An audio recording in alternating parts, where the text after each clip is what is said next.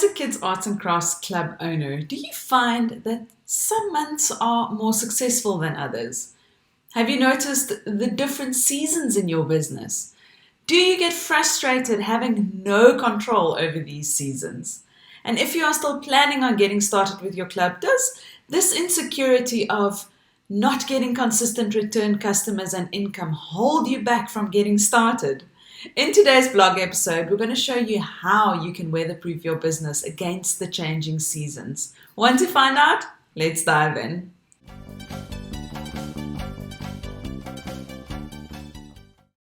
Hey there, I'm Christelle, co-founder of the Creative Crafting Club. My sister Stefanie and I teach creatives how to start and grow their own kids' arts and crafts clubs, online, in person, and with creative kits. Today we're going to talk about consistency and why being consistent is key to a successful kids' arts and crafts club. But first, I'd like to share something personal about how I came to realize the importance of being consistent.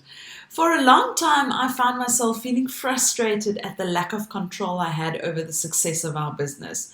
When we were just getting started with our Arts and Crafts Club, we really struggled to get momentum. Then our momentum was up and we had full classes, we were selling loads of creative kits and we were gaining traction and confidence, and then only to have a dip again. In the midst of the disappointment and the stress I was experiencing with all the ups and downs of our business, I started one really healthy habit. I thought to myself one day, I just need to get out and take a breather from all of this. So I took a long walk outside. So we live at the foot of a wine farm. There are rows and rows of vines as far as the eye can see. During my walk, I stopped to observe the world around me. The leaves were turning a crisp, dark red, and there were bugs scurrying around on the soil. It was the end of summer, and there was a slight chill in the air. Being outside gave me the time I needed to unwind and just to breathe. When I returned home, I felt so calm and centered, and I decided that this was something that I needed to do more regularly. And so, every week since that day, I have taken a walk in that vineyard. Something I started to notice as the weeks went on was the change of scenery. The vines turned hard and bare and brown, the air got cooler, and I kept up my routine, walking every week. Though, to be honest, it started to bum me out a little bit. I remember saying to my husband the one time, I can't wait for the vineyard to be green again. Then what seemed like overnight, spring arrived. Tiny little green leaves popped out over the vineyards, birds swooped in, and I started spotting all sorts of animals that I hadn't seen before. Very soon everything was super green and grapes started to appear, and there were big bunches and they started harvesting. Week after week I witnessed the landscape flourish, absolutely flourish. Only to find that it was just a matter of time again before the vines would turn to bare brown sticks again with the changing seasons. The more I walked, the more I realized with the ebb and flow seasons coming and going, there was one constant in my weekly walks. Me. I was always there. I showed up every week. I still show up every week. And no matter how sparse or lush the landscape, I could always rely on myself to show up. So this was a major breakthrough, and I thought about the different seasons we've been experiencing in our business, and I thought to myself, hang on, but we don't have to just accept this inconsistency. We can be the constant in our business. If we show up consistently, we can keep the momentum going through all the ups and downs. We've learned this firsthand. When it comes to building a successful Kids Arts and Crafts Club, consistency is key. So Steph and I sat down and planned out the steps we take to make ourselves the constant. And now I'm going to share those steps with you. So step 1, pick one thing that you enjoy doing for your business and for your audience. All right, so pick one thing that you enjoy doing. Figure out what it is that you can do consistently in your business that will be sustainable and that will make you happy and healthy. The only way you'll be able to stay consistent as you build your Arts and Crafts Club business is to do something that lights you up and that helps solve a problem for others. So there are 2 avenues that you should consider when you are planning what to do. 1, building your club, and 2, building your audience. In looking at building your club, Pick one thing that you can do consistently. For example, a weekly class, regular workshops, or a monthly subscription kit. Whatever you pick, it needs to happen regularly. That means every week or every month or every second month. But whatever your timeline is, stick to it. Having workshops or classes only every now and then means that your business will be vulnerable to the changing of seasons, and your club may come across as casual, or it could even just be downright confusing for your clients. The confused mind always says no. Remember that. The confused mind always says no. They may want to book a class, say, for next Wednesday, and then only to learn that you're not running classes this month or term, and then you will lose them forever. Knowing that you're going to run a class every week, come rain or shine, means you'll start getting return customers and your club can grow consistently, like a snowball, bigger and bigger over time. Stick to what you've decided and do it consistently. So if you're unsure how to figure out what to focus on first, sign up for the Get Started workshop. There's a link below this video, and take part in the 15-minute sticky note challenge that will give you the clarity on what you need to focus on first and the confidence to get started. Then let's talk about building your audience. If you start your business off by sending out beautiful flyers and posting a super fun intro video on your Facebook page, your business is bound to take off with a bang. But then what? Over time, your audience will forget about you unless you show up consistently. Your next step when it comes to marketing yourself is to pick one thing that you can do consistently to show up and let your audience know that you're still here. Give them a chance to get to know you and over time build trust.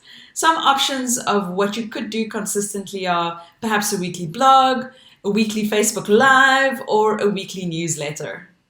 But here's the most important thing to think about when you are making your choice. It has to be sustainable. Think about it. If you plan to share a new blog every week because you think your audience will enjoy it, but you hate writing, do you think you'll be able to consistently do it over time? I'm guessing definitely not. Figure out what it is that you can do that will light you up and that you can look forward to doing week after week, month after month. Start with one thing for your club and one thing for marketing and commit to it. We chose weekly classes as our constant for our club, and we do weekly video blogs, as you're watching now, as our constant for marketing. What will be yours? Let us know in the comments. Now for step number 2, plan ahead. Take the stress out of the process of being consistent by planning ahead. Whether you're planning what projects you'll be making in your classes, or what you're going to put inside your monthly subscription kits, what you're going to write about in your blogs, or the value you'll be sharing with your audience on your Facebook Lives, planning is key. Another core piece of advice we can share with you on the notes of planning ahead is learn to batch and schedule. Sit down and plan your kits, emails, blogs, whatever it may be. Plan ahead of time. Do a brainstorming session and map out your blog topics for the next 3 months. And then actually sit down and write out the outlines, scripts, and images you're going to include in the blog. This way, you won't be left scrambling to find content at the last minute. Planning ahead minimizes stress and it maximizes your chances of sticking to your consistent schedule. And finally, step number 3. Be consistent with what you offer. Now that you've figured out in step 1 how you're going to be consistent, and in step 2 when and how often you're going to be consistent, let's chat about how to be consistent with your offering. Whatever way you choose to share your love for arts and crafts with your customers, it could be creative kits, teaching in person, teaching online, workshops, or parties. You've got to be consistent in the type of service and content you provide and make it super clear to them what you're offering.